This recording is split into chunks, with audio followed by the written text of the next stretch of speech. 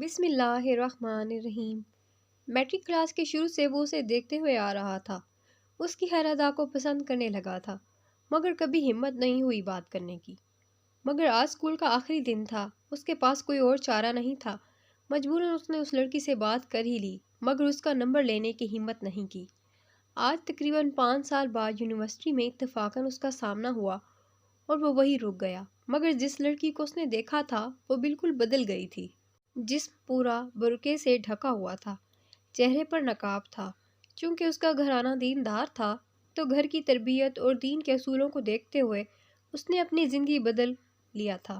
اتفاقاً دونوں ایک ہی کلاس میں تھے تو لڑکا خوشی کے مارے پھولے ہی نہیں سما رہا تھا۔ چونکہ لڑکی CR تھی تو یہ اسے کسی نہ کسی بہانے سے میسج کرتا اور لڑکی کو اس کا جواب دینا پڑتا۔ کئی دن گزرنے کے بعد لڑکی نے اسے کہا کہ آج کال پر بات کرنا، کچھ ضروری بات کرنی ہے۔ لڑکے کے دل میں لڈو پھوٹنے لگے، مطلب جس بات کا اسے انتظار تھا وہ پوری ہونے جا رہی تھی۔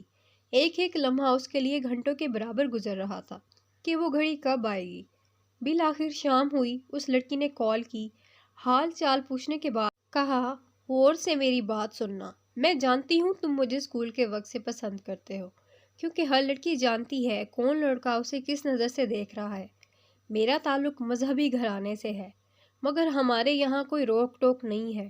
مگر ہاں، دین کو اس طرح سمجھا دیتے ہیں کہ وہ رگ رگ میں بس جاتا ہے۔ تم ایک شریف لڑکے ہو، مگر تم جو حرکت کر رہے ہو یہ مجھے بالکل پسند نہیں ہے۔ مجھے ان باتوں سے چڑ ہے، گھٹن ہوتی ہے۔ اگر تم واقعی مجھے پسند کرتے ہو تو پہلے خود کو بدلو۔ مجھے تمہارا چہرہ بغیر داڑھی کے ہرگز پسند نہیں ہے۔ نماز پابندی سے پڑھنے کی عادت ڈالو۔ یہ تنگ لباس ویسے بھی پہننا گناہ ہے، یہ پہننا چھوڑ دو۔ اگر تمہیں یہ لگے میں تمہارا امتحان لے رہی ہوں تو ہرگز مت کرنا۔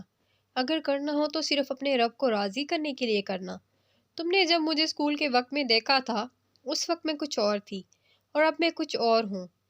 یہ نہ تو کوئی امتحان ہے اور نہ ہی کوئی تمہیں آزما رہی ہوں۔ جب یہ سب کر لو تو مجھے بتا دینا۔ رشتہ کب تک کرو گے؟ اپنے والدین کو کب بھیجو گے میرے گھر؟ مجھے تمہارے ساتھ 2-3 دن یا مہینے کا ریلیشن نہیں رکھنا، اور نہ ہی میری ایسی ذہنیت ہے۔ صاف اور سیدھی سی بات تھی جو تمہیں بتا دی۔ اب مجھے جب ہی میسج کرنا جب خود کو بدل لو اور رشتہ بھیجو۔ اب اسے سمجھ نہ آئے یہ میرے ساتھ کیا ہوا۔ جہاں دل میں لڈو پھوٹ رہے تھے اب اس کے لیے ایک امتحان جیسا تھا یہ سب۔ 2 دن سوچنے میں ہی گزر گئے۔ جس نے صرف جمعہ اور عید نماز پڑھی وہ آج کافی دن بعد مسجد میں عصر کی نماز کے لیے آیا۔ دل کی کیفیت کچھ بدلی تھی۔ نماز عصر کے بعد اس نے کچھ وقت مسجد میں گزارا اور کچھ دیر بعد ایک کتاب پر نظر پڑی جس میں وضو، غسل کا طریقہ اور اس کے مسائل تھے۔ اس نے تھوڑی ہی پڑھی تو اندازہ ہوا کہ پچھلے 22 سال سے اس نے صحیح سے غسل تک نہیں کیا تھا۔ دل میں عجیب شرمندگی سی محسوس ہوئی۔ گھر آیا، سنت کے مطابق غسل کیا، مغرب کی نماز پڑھی اور سجدہ ریز ہو کے خوب دیر تک رویا کہ میں نے اپنے اتنے سال ضائع کر دیے۔ امام صاحب سے داڑھی کے مسائل پوچھے تو معلوم ہوا یہ تو ایسا گناہ ہے جو انسان کے ساتھ 24 گھنٹے لگا ہوا ہے۔ جب تک مکمل داڑھی نہ رکھ لی جائے، اسی وقت نیت کی داڑھی کی، لباس کا طریقہ بدلا۔ کچھ دن بعد جب یونیورسٹی گیا تو دوست وغیرہ سب دیکھ کے حیران تھے کہ آخر اس سے ہوا کیا، مگر دل میں خواہش ابھی بھی تھی کہ کوئی دیکھے نہ دیکھے بس ایک بار وہ لڑکی دیکھ لے مجھے۔ مگر اندر سے آواز آئی کہ تم نے یہ سب اپنے رب کے لیے کیا ہے۔ جھٹکے میں اس نے ان خیالات کو دور کیا۔ اصل میں محبتوں کی ساری حدیں پار کر کے جب عشق کی منزلوں میں پہنچا تو اس کی زندگی ہی بدل گئی تھی۔ آج تقریباً 2 ماہ بعد اس نے اس لڑکی کو میسج کیا کہ میں تمہارے گھر رشتہ لانا چاہتا ہوں، اور وہ رشتہ لایا اور نکاح بھی کیا۔ حاصل کلام، محبت کرنا گناہ نہیں ہے، بس محبت کو پاک رکھنا اصل ہوتا ہے۔